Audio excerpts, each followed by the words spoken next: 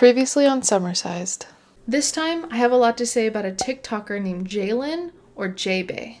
In one of her most viral TikToks, Jae Bae created a petition that would require airlines to provide 1 to 2 extra seats for plus-size passengers for free. You are exactly asking for special treatment and luxury accommodations. This is mainly why I feel Jae Bae's messaging is a net negative. What I'm trying to get at here is that you are not a helpless bystander in your own life. Revisiting Jae Bae now, I can confidently say that nothing has changed. Jae Bae. Jae Bae was booked by Benton County Corrections. The arrest records showing what Jae Bae was actually arrested for. But also some pretty serious criminal charges. Okay, maybe a couple things have changed.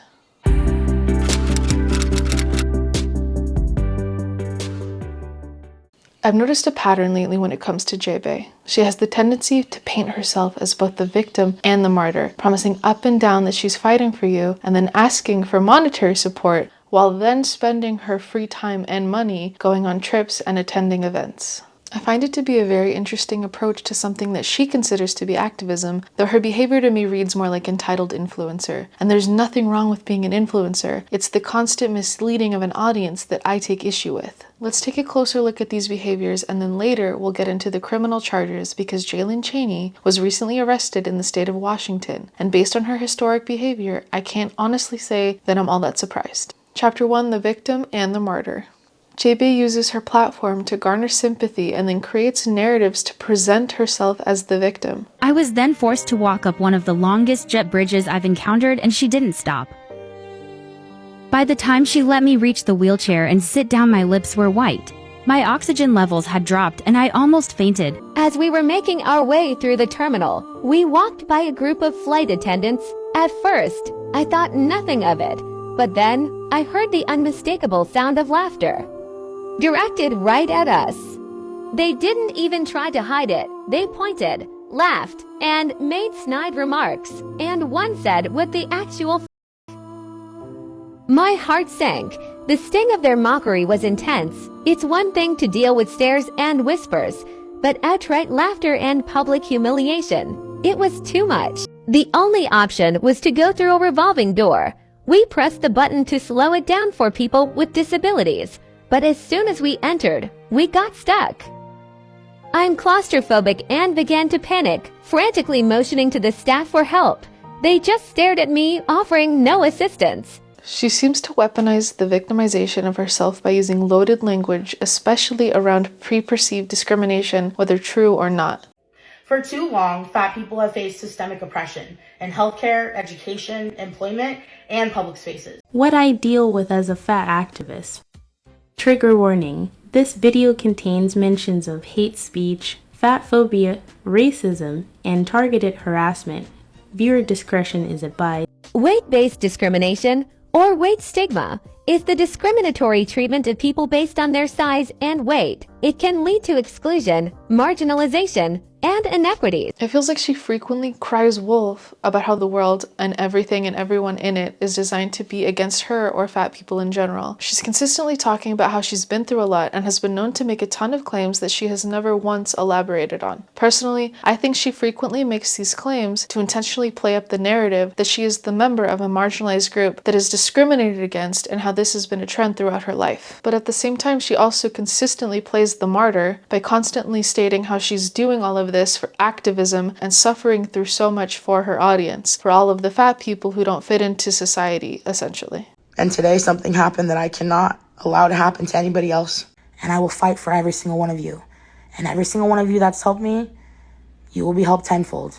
There are days when it feels like the world is against you, when speaking out comes with pain and backlash. But even on those days, I remind myself why I keep going. This is where the work starts, the part that no one sees.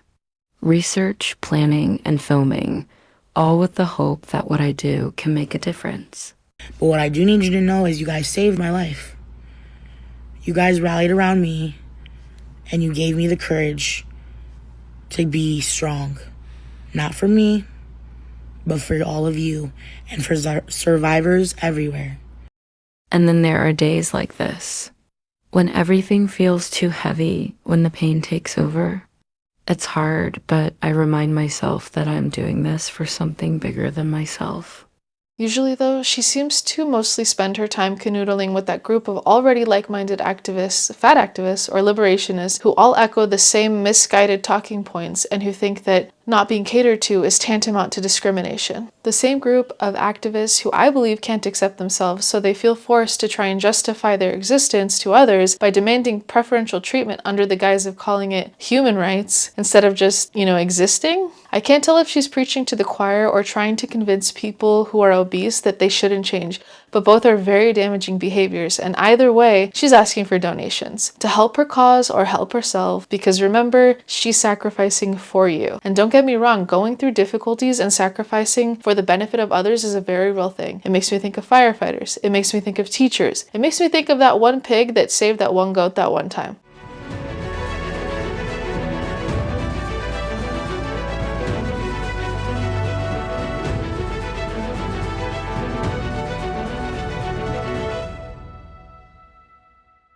I just don't think that that's what Jae Bae is doing because she lacks credibility, especially given her repeated behaviors of not taking responsibility for her health while victimizing herself. Like saying how people want to silence her, while paradoxically encouraging more negative behavior because she gets paid either way. Or like saying that she almost died and that's how she knew she had to fight for fat liberation. You want to know what changed my life? I was on my deathbed, struggling to breathe, unsure if I'd even make it another day. And that's when I realized, if I don't speak up now, fat people like me might never have the chance to live fully. I wasn't sure how much time I had left, but I knew it was now or never. And that's when I started fighting. For us. For fat liberation. For the right to exist. To thrive. And to take up space. This is why I can't take her crying seriously. She films it because she knows it will garner sympathy or engagement. It's also why I can't take her activism seriously, because it's clouded in her behavior on social media paired with a lack of taking any action at all. Not to mention that the activism in question revolves around the most asinine fight for social justice that I have ever seen, but we'll get to that. Then there's the subtle way that she constantly says stuff like, I need you to know the harsh truth. You'll know one day. I have sacrificed so much for this work, and I'll tell you about it one day. And there's lots of things you will learn. You will understand one day, I promise. And the things you guys are about to find out are things I wanted to take to the grave, but yeah, there's a lot that's going to come out. And without ever offering any elaboration or proof of her very strong claims. Chapter 2, Performative Activism. Let's chat about her activism. It seems to me that Jae Bae's claim to fame was her viral video talking about the alleged injustices that she faced while visiting an airport. She has claimed that an employee had refused to push her in a wheelchair even though her fiancé was with her that day and could have pushed her just fine. On the first leg of the trip, the wheelchair assistance completely failed us. I was left struggling to be okay. There is a video about the incident on my page. That experience was already stressful and humiliating enough, so by the time it was time to fly home, I decided to have my fiancé push me in the wheelchair to avoid any more mishaps. Picture this, me, a plus-size woman in a wheelchair, pushing my suitcase with one hand while my fiancé did their best to steer. It wasn't the easiest setup, but we were managing. She has claimed that employees have laughed at her for just existing and that she was forced to walk onto the plane herself, causing her a lot of distress. And again, how do you not see that feeling that horrible just while walking is not a huge wake-up call? But here's my very honest and very assumptive opinion. I think that she was traveling, she had a hard time because she's obese and unwell to the point of needing a wheelchair and oxygen, and she used the experience to cry wolf on the internet, and when that propelled her into the spotlight, she used the opportunity to call herself an activist, gain a following, and potentially profit off of social media, which I think was always her goal, shown by her old TikToks showing body positivity and product reviews, etc. I got an important reminder for you here. Size does not determine beauty. Let me repeat it. Size does not determine beauty. You are beautiful. What's in here is beautiful. You keep making the world a more beautiful place. Keep spreading your light. Let the haters hate, but bring light to this world. Time for a little Tula skincare review, y'all. This is a little unboxing. Right here, this is the cult classic purifying face cleanser. I use this every day in the shower, y'all. It's my fave. Profiting off of social media is not inherently bad, but I think we can all agree that maybe there are some things that should not be profited off of. And I think that potentially lying to your audience and encouraging deadly behaviors under the guise of activism is a couple of those things. Looking back now, I wish that Jae Bae had stayed the course of just sharing her life and resources navigating the world as a fat person. She looked like she was doing great with her partnerships and community, but falling into the activism rabbit hole claiming everything is an injustice and discrimination does nothing but make fat people look delusional and less worthy of just baseline respect. Even worse, trying to convince people that obesity is normal and comes with no risk is insane, and I will always stand on business that is treacherous messaging. And to be honest, where is the activism outside of something that has only allegedly happened to her anyway? There was her one-woman CTAC protest. If you've ever had a bad experience with CTAC, we would love for you to come out and be part of the protest. Let's show them that they cannot treat people like this. They cannot treat anyone like this, and they cannot treat fat people like this. This is unacceptable and it's discrimination, and it will not be tolerated any longer. So if you want to be a part of this protest, DM me tonight, DM me tomorrow, but let's go ahead and make it happen. We will be at SeaTac Airport Tuesday, February 4th.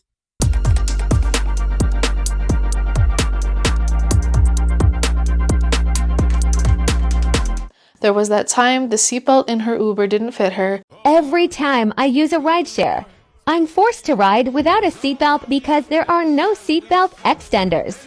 It's time to make it mandatory for rideshares to provide seatbelt extenders. Then there are the petitions and opinion-driven surveys that she posts on her website with the goal of doing what with? The body justice movement is more than just a cause. It's a fight for freedom, dignity, and equality for fat individuals. At the center of this movement is the Fat Equality Bill of Rights, outlining the protections fat people need, and the Fat Accessibility Act, which will set standards for size inclusivity in every public sector. This isn't just about rights, it's about human rights. Join us in demanding a world where everybody is respected, valued, and seen. Sign the petition today at change.org/fatequality. Take the survey. Everything is linked up in my bio. Is this whole song and dance just to raise awareness? Because everyone is aware that fat people exist and that existing as a fat person sucks completely. I am aware of how hard it is to exist as a fat person in almost every capacity. I do think that people can be cruel and that businesses don't have enough resources for us, but I am still so against fighting for the right for us to continue to live this way, especially in trying to make more room for us to get worse and worse within. It's detrimental to our health, our shortening futures, and society as a whole. Along with her claiming victimhood, she's also made statements like fat phobia is rooted in capitalism and then participated in rampant overconsumption. The truth is fat phobia is deeply rooted in capitalism, racism, and misogyny. Capitalism thrives off insecurity. Companies make billions off diet culture, selling weight loss products and services that promise happiness, success, and acceptance.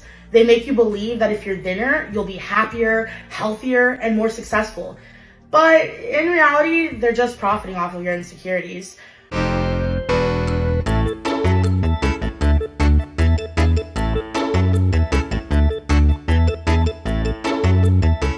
Much of her activism feels like it's centered around look at this place, look at these products made for fat people, look at this trip I went on, with many also being paid partnerships through her social media. I guess capitalism bad when chair too small, but capitalism good when chair just right. Like I said, she could have just stayed the influencer course, but she took a huge turn when she decided to become a fat activist and liberationist, and if I had to guess, it's because it garnered her more attention than her usual post.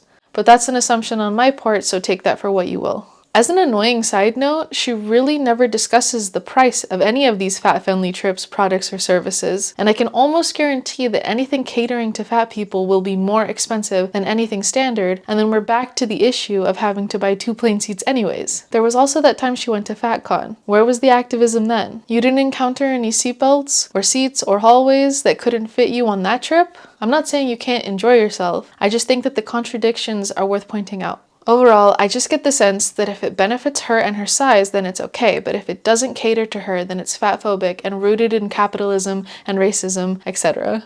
Her activism all just feels pretty performative. Is the activism just you existing while fat? Or is the activism crying wolf on social media and using the attention to garner a following? Either way, she will have a brand deal and a GoFundMe loaded up and ready to go, and you can bet on that. Chapter 3. Where we are now and the charges that Jaylin is facing. Keeping all of that in mind, let's check in on Jae Bae now. She ended up in a hospital with sepsis, fighting for her life.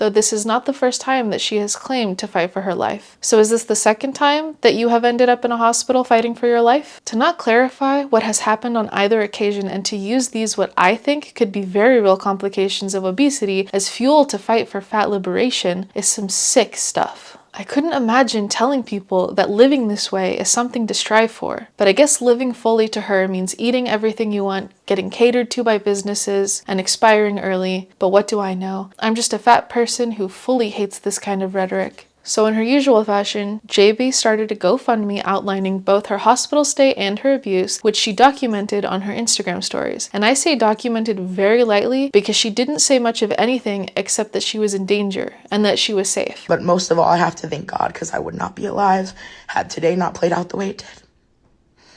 You will understand one day, I promise. But for now, I'm going to be gone and I don't know how long I'm going to be gone. But please know that I am safe. I'm here. I'm alive. I have a case number now. I finally changed my clothes. I don't feel safe enough to take a shower. Pretty scared. I kind of wish someone could come here and be with me. And then that no one was helping her because of discrimination.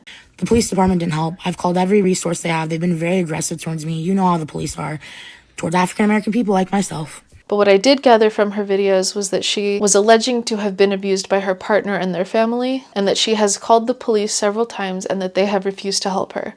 You know my abuser? I'm working on filing a protective order. I'm not getting a whole lot of help. I'm all by myself because I'm stranded.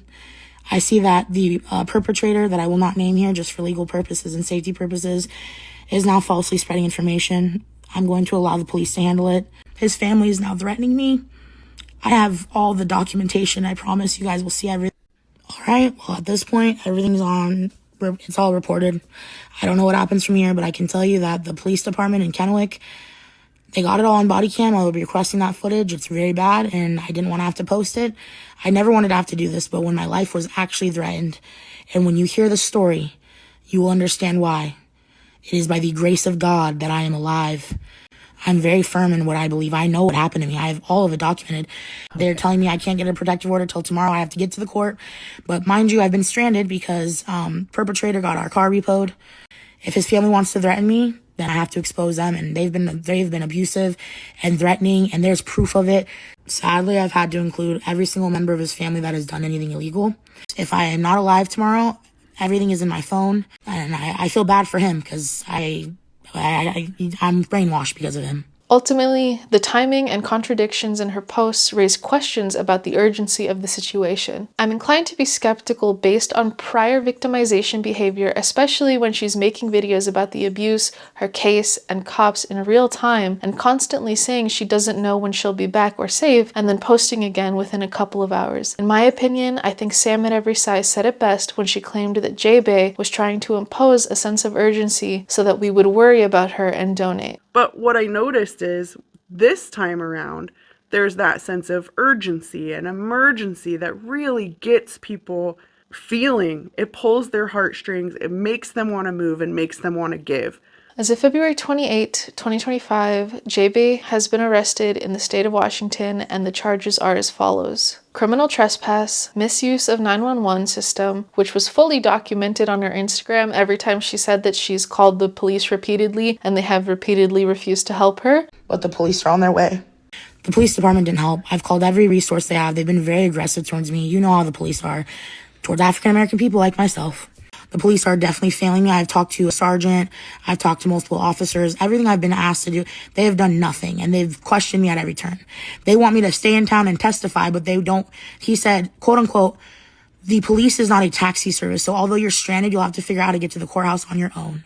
I just called him non-emergency. I almost just called 911 again, and just strange things happening. KPD is going to have a lot of explaining to do. Let's just say that. Interfere with healthcare facility, resisting arrest, obstruction of law enforcement, criminal trespass again, and assault 3, which in the state of Washington can be garnered by assaulting a police officer or hospital staff, though we don't know which occurred. It looks like 5 of the original 7 charges have been dropped, with Jae Bae still facing 2, resisting arrest and assault 3. We can't speculate on what really happened, but the charges do indicate alleged aggression against both police and hospital staff, and that's all we really know. The truth is that we just don't know, and with Jae Bae, I'm not sure that we'll ever get the full truth. But I do hope that this experience will help her realize that her actions and behaviors have consequences, and that not everyone and everything is designed to be against her, but only time will tell, and I will be there to update you when more comes out. That's all for now. Thank you so much for being here. Please like and subscribe so that we can reach our goals together and so that I can take my anti-fat activism full time. Bye! So catch me if I fall.